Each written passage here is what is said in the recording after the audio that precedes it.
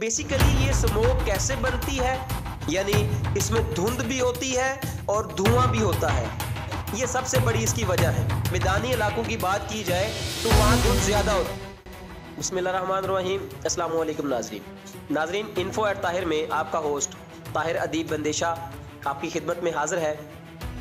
नाजरीन, हाल ही में पाकिस्तान में बिलखसूस लाहौर और जनूबी पंजाब के मैदानी इलाके जो इस वक्त शदीद स्मोक की लपेट में है।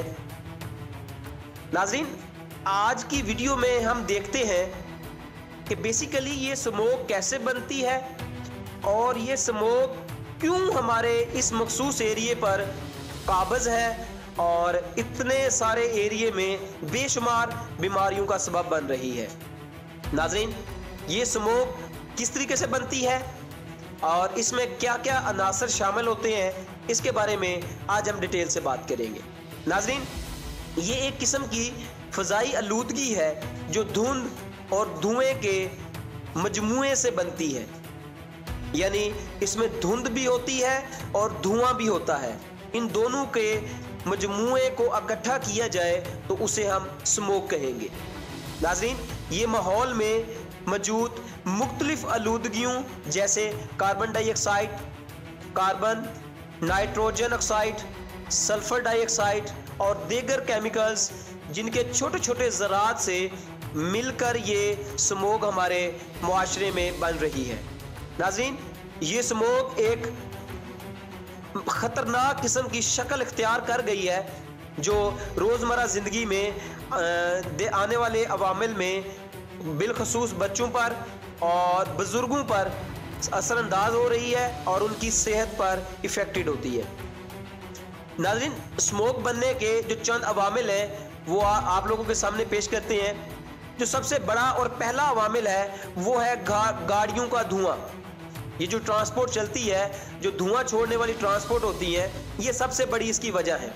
नाज़रीन, जब देखें हमारी गाड़ियां सड़कों पर चलती हैं तो उनसे निकलने वाला जो धुआं है वो नाइट्रोजन ऑक्साइड, कार्बन मोनोऑक्साइड और इस जैसे केमिकल्स को खारिज करता है जो हवा में शामिल होकर धुएं की शक्ल इख्तियार करके धुंध के साथ मिलकर स्मोक का सबब बन रहे हैं। तो दूसरी बड़ी वजह सनतें और फैक्ट्रियाँ, जो बड़ी बड़ी फैक्ट्रियाँ, जो बड़ी बड़ी सनतें हैं, वो उनमें से निकलने वाला जो धुआं है वो सल्फर ऑक्साइड और दीगर जहरीले केमिकल जो इसमें होते हैं वो सारे के सारे मिलकर इस स्मोक का सबब बनते हैं। उसके बाद अभी हाल ही में मैदानी इलाकों की बात की जाए तो वहाँ धुंध ज़्यादा होती है। उसकी जो बड़ी वजह है वो ये है कि वहाँ जो फसलें हैं उनको जलाया जाता है और कई ममालिक में इनको बाकियात, जो फसलों की बाकियात है, उनको जलाना एक आम सी बात है।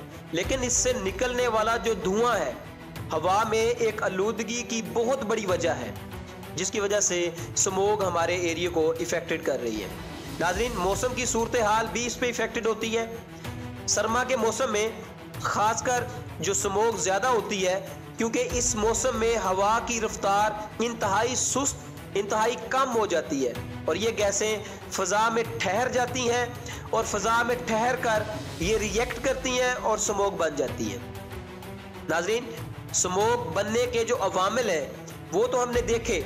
अब हम देखते हैं कि इसके जो असरात हैं वो किस तरीके से हमारे इस माहौल पर इफ़ेक्टेड हो रहे हैं। नाज़रीन, सेहत पर असर इसका पड़ता है जिससे मुख्तलिफ़ किस्म की सांस की बीमारियाँ, दमा, एलर्जी और आँखों में जलन जैसी बीमारियाँ पैदा हो रही हैं और ये ख़ासकर छोटे बच्चों और बुज़ुर्गों पर इफ़ेक्ट करती है।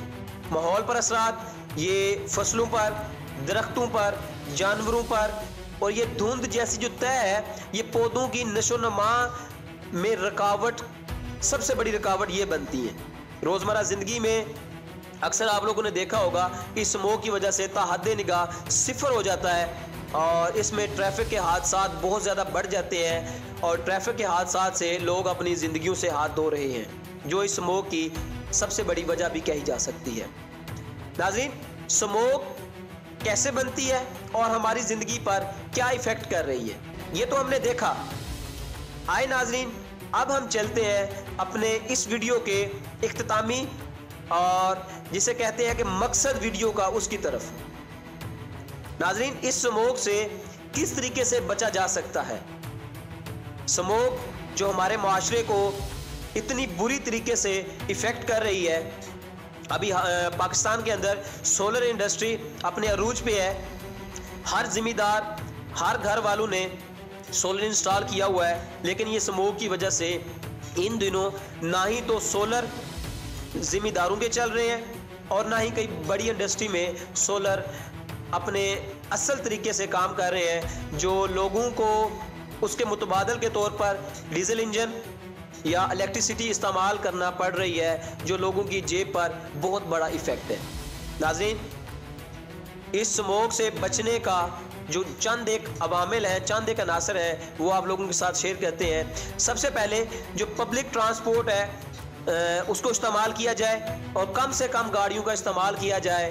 पब्लिक ट्रांसपोर्ट पर ज़्यादा इन्हिसार किया जाए ताकि फ़ज़ाई आलूदगी को कम किया जा सके। फैक्ट्रियों में अक्सर बगैर फ़िल्टर के काम किया जाता है।